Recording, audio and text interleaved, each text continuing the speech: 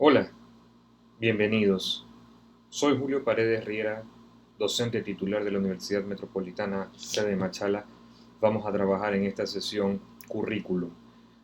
Esto está dentro del PCD con el curso denominado Metodologías de Enseñanza-Aprendizaje y Adaptaciones Curriculares. Para comenzar, nosotros necesitamos evaluar nuestro currículum. ¿Y cómo lo evaluamos? Primero, preguntémonos, ¿qué estamos enseñando? Aquello que nosotros le enseñamos al estudiante, ¿qué es? ¿Para qué sirve? ¿Cuál es la finalidad? Ahora, la segunda pregunta es ¿para qué nosotros estamos enseñando? Esta respuesta de la segunda pregunta que nosotros estamos planteándonos, haciendo una introspección, nos permitirá a nosotros conocer cuál es la funcionalidad de la asimilación, de la aprehensión de ese conocimiento que el estudiante va a tener.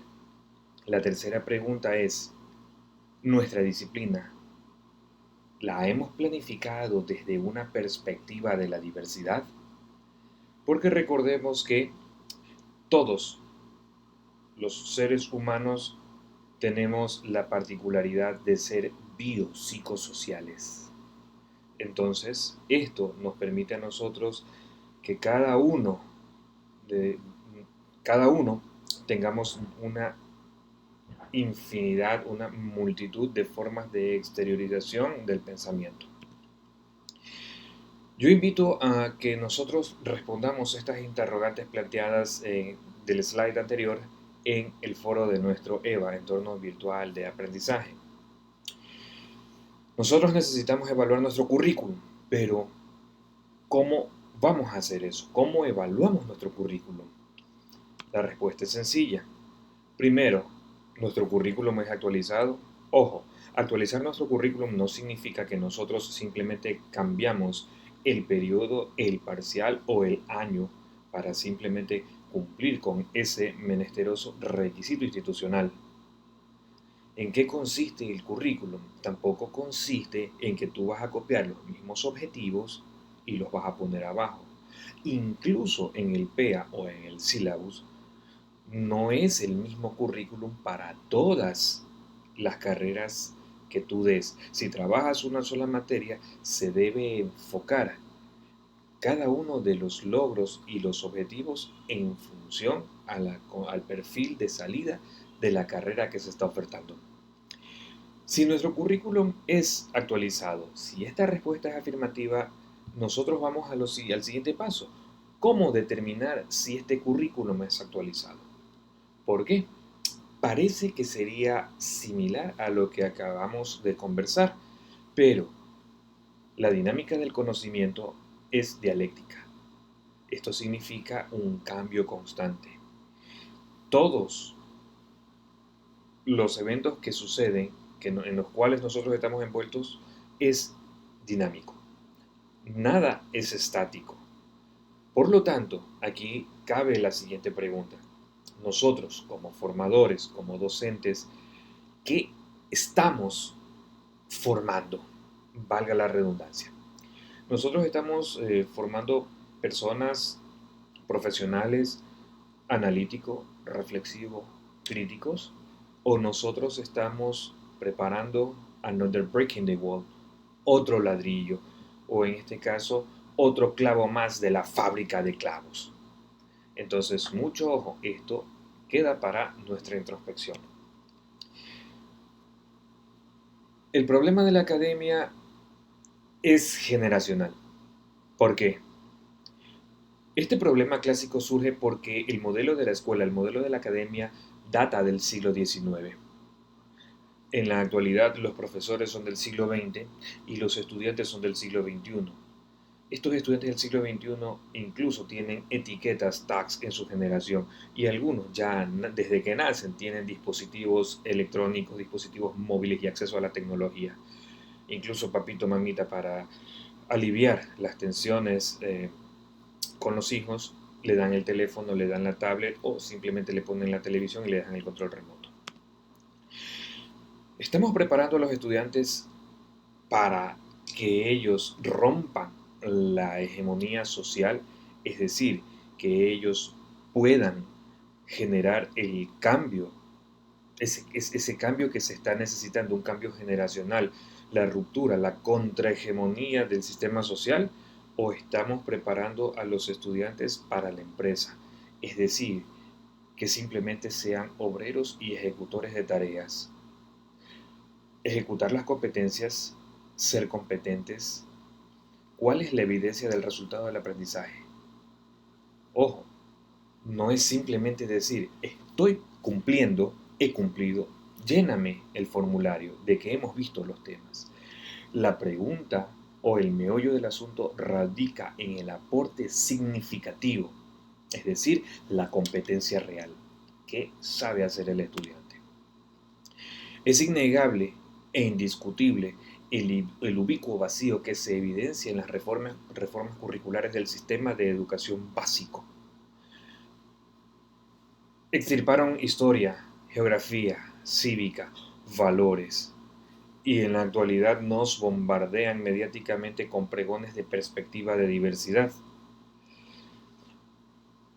Es muy difícil. ¿Por qué? Hay que ser honestos y hay que reconocer esta situación, porque en el proceso formativo, desde la parte inicial, es donde uno puede inculcar. Entonces, pongamos un ejemplo. ¿Cómo tú vas a decirle a tu hijo que no bebas, que es malo fumar, si tú tienes el cigarrillo, el tabaco en la oreja y estás sentado en una chancleta y tomando? ¿Qué se lleva esa criatura? ¿Lo que tú le dices o lo que ve que tú haces?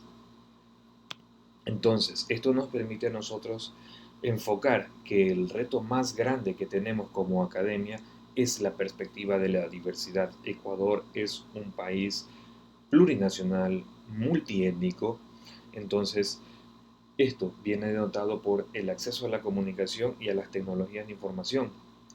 Recordemos que no todos tienen el mismo acceso a la tecnología. Hay situaciones muy limitadas. Debemos de seguir potenciando el, el, la accesibilidad a las personas con necesidades educativas especiales, y esto debe estar reflejado en nuestra planificación microcurricular. Debemos considerar cómo se guía y cómo se forma una disciplina, cómo se valora, cómo se crea el nuevo conocimiento. No es simplemente la evaluación para decir el estudiante cumplió lo que nosotros planificamos.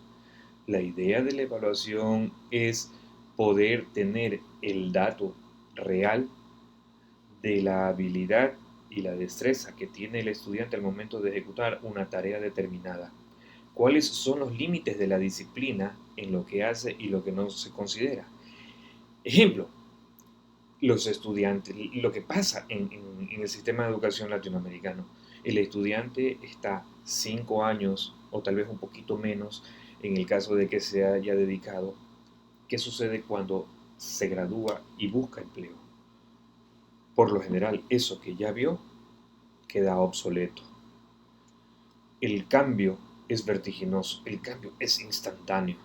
Y más allá de eso, el segundo elemento que nos genera una barrera para los profesionales es el menesteroso requisito de la práctica. ¿Sí? En una escala del 1 al 10, usted escucha las perspectivas de los estudiantes. Example, la percepción de acceso y bienvenida al curso. Usted se sienta a escuchar lo que dicen los estudiantes, cuáles son sus objetivos, cuáles son sus anhelos, cuáles son sus aspiraciones. ¿Qué hace en la bienvenida del curso?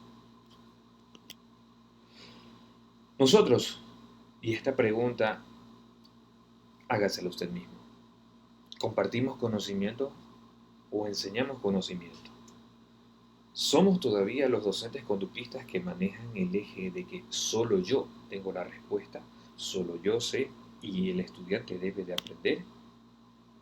¿O compartimos nuestros enfoques específicos de la disciplina para poder incorporar diversas perspectivas y contribuir con nuestros cursos.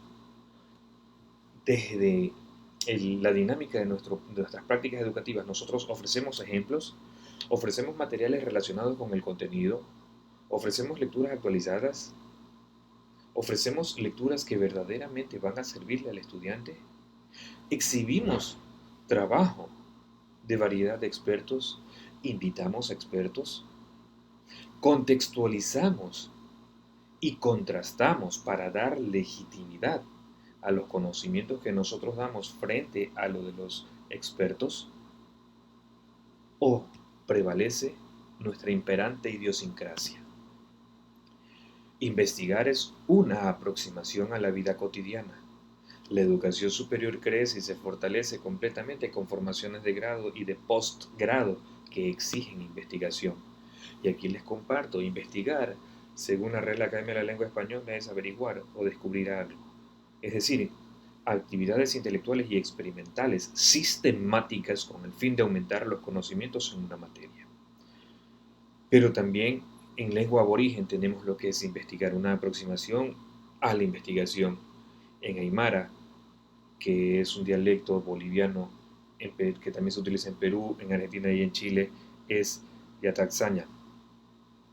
En quechua, que se lo utiliza aún en Ecuador, en Argentina, en Bolivia, en Chile, en Colombia y en Perú, Cusquiuicuy. Y finalmente también aparece en mapuche, que es utilizado en Chile y en Argentina, y el término es asqui. Ahora, es muy importante que nosotros seamos investigadores. Esta facultad de ser investigadores va a permitir que nuestro currículum esté acorde a las necesidades de los estudiantes. Recordemos que no son individuos homogéneos, son sujetos heterogéneos. Cada uno tiene necesidades diferentes al resto. Entonces, este principio de investigar va a permitir conocer la actitud personal.